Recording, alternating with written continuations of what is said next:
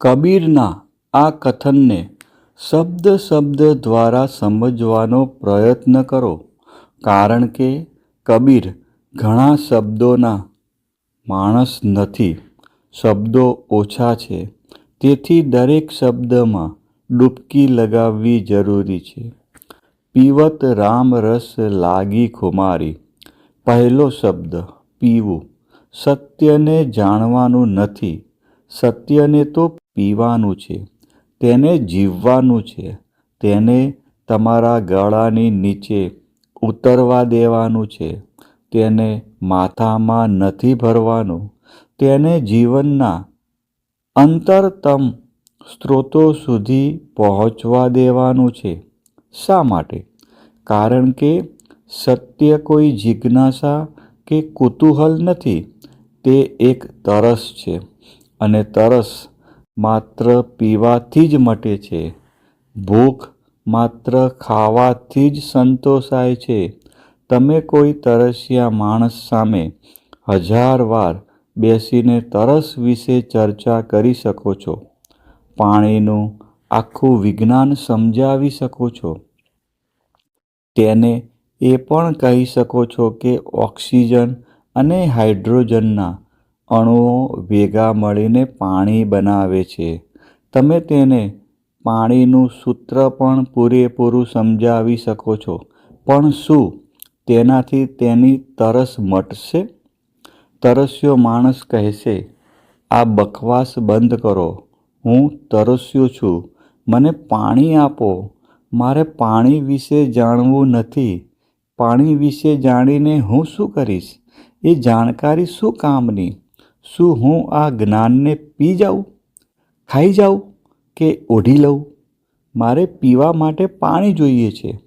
અને યાદ રાખજો, પીવા માટે જાણવું જરૂરી નથી. જો પીવા માટે જ્ઞાન જરૂરી હોય તો માણસ ક્યારનોય મરી ગયો હોય, કારણ કે H2Oનું આ સૂત્ર તો હમણાં આ સદીમાં આપણા જ્ઞાનમાં આવ્યું છે, અને માણસ તો લાખો વર્ષોથી જીવે છે. અને માત્ર માણસ જ કેમ, પશુઓ પણ પાણી પી રહ્યા છે, પક્ષીઓ પણ પાણી પી રહ્યા છે. અરે પક્ષીઓ અને પશુઓ જ કેમ, વૃક્ષો પણ પાણી પી રહ્યા છે, જાણ્યા વગર. તેઓ પાણીના વિજ્ઞાન વિશે કંઈ જાણતા નથી, અને છતાં પાણી પીવે છે. શું તમે આ છેતરપિંડીની રમત જુઓ છો? કોઈ જાગૃતિ કે બીજું કંઈ નહીં. અને વૃક્ષો પાણી પી રહ્યા છે, માત્ર પીતા જ નથી, તેઓ પીવાનો આનંદ પણ માણી રહ્યા છે. તેઓ પવનમાં, સૂર્યના કિરણોમાં નાચી રહ્યા છે. ફૂલો ખીલી રહ્યા છે. કોઈને એ વાતની ચિંતા નથી કે આ વૃક્ષ પર ફૂલો ના ખીલવા જોઈએ. તેને તો પાણીની કેમિસ્ટ્રી પણ ખબર નથી, તેને પાણીની પ્રક્રિયા પણ ખબર નથી. તેમ છતાં તેઓ સતત ખીલી રહ્યા છે, હસી રહ્યા છે, અને સુગંધ ફેલાવી રહ્યા છે. કંઈક તો શરમ મર્યાદા હોવી જોઈએ. અજ્ઞાની છો તો ઓછામાં ઓછું અજ્ઞાનીની જેમ તો વર્તો. તમે અજ્ઞાની છો છતાં જ્ઞાની જેવો આનંદ પ્રદર્શિત કરો છો. સારું છે કે તરસને જ્ઞાન સાથે કોઈ લેવા દેવા નથી, નહીંતર વૃક્ષો ક્યારનાય તરસ્યા મરી ગયા હોત, ફૂલો ક્યારનાય કરમાઈ ગયા હોત, રાત રાણીમાં કોઈ સુગંધ ના હોત, જૂઈમાંથી કોઈ સુવાસ ના ઉઠત, ગુલાબ ના ખીલત, કમળ ના ખીલત, પશુ પંખીઓ મરી જાત, માણસ પોતે જીવી ના શકત. જ્ઞાન અને અનુભવ અલગ વસ્તુઓ છે. તેથી જ પીવા પર ભાર મૂકવામાં આવ્યો છે. પીવત રામ રસ લાગી ખુમારી. પીઓ. અને તેથી જ કબીર, નાનક, ફરીદ આ બધાની પાસે એક અલગ પ્રકારનું તીર્થ બન્યું.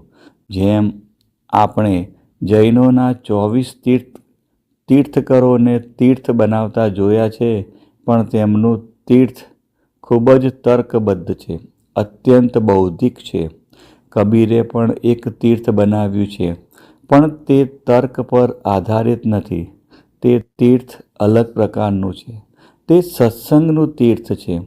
ગુરુની નજીક બેસો, ઝૂમો, ગાઓ, નાચો. ક્યારેક મૌનમાં, ક્યારેક તેમના વચનોમાં ડૂબી જાઓ, ક્યારેક તેમના મૌનને પી જાઓ, ક્યારેક તેમના શબ્દોને, ક્યારેક તેમના ગીતોને જીવો, ક્યારેક તેમની શૂન્યતાને. સત્સંગમાં બેસો, શાંત, મૌન, ખાલી એક પ્યાલાની જેમ, જેથી જ્યારે તેઓ વરસે ત્યારે તમારા પ્યાલામાં જગ્યા હોય. ગુરુ એ અષાઢી મહિનાનું જળભર્યું વાદળ છે.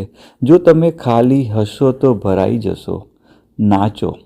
જેમ ચોમાસાના વાદળોને ઘેરાતા જોઈને મોર નાચે છે, મેઘ મલ્હાર રાગને છેડવા દો.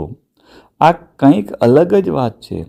મહાવીર તર્કબદ્ધ રીતે સમજાવે છે.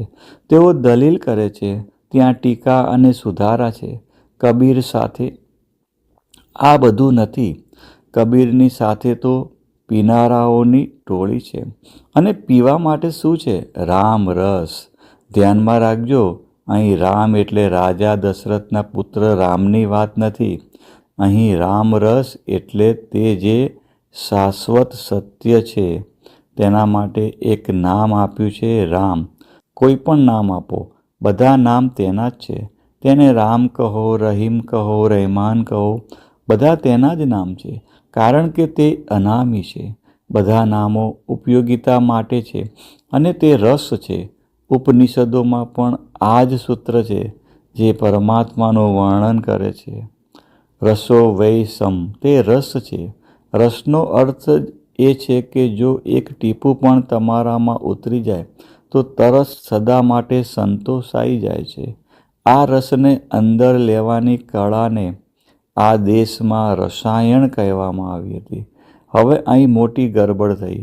હવે કેમિસ્ટ્રીનો અનુવાદ રસાયણશાસ્ત્ર કરવામાં આવ્યો. રસાયણ બહુ સુંદર શબ્દ હતો. તેનું મોટું આધ્યાત્મિક મૂલ્ય હતું. કેમિસ્ટ્રીને રસાયણ ના કહેવું જોઈએ.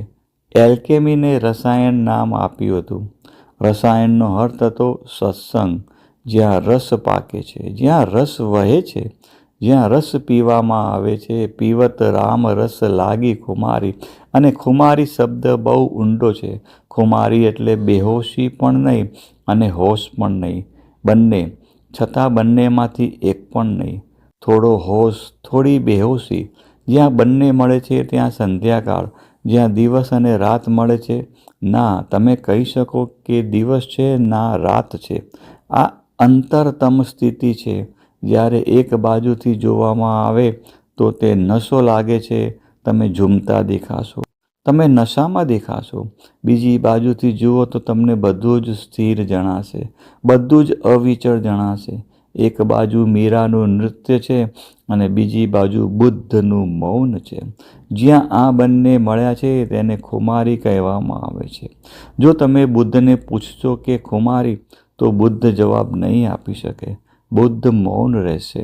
તેમના તર્કમાં ખુમારી ફીટ નહીં બેસે. બુદ્ધ માત્ર જાગૃતિ, જાગરણ અને સ્મૃતિની વાત કરશે.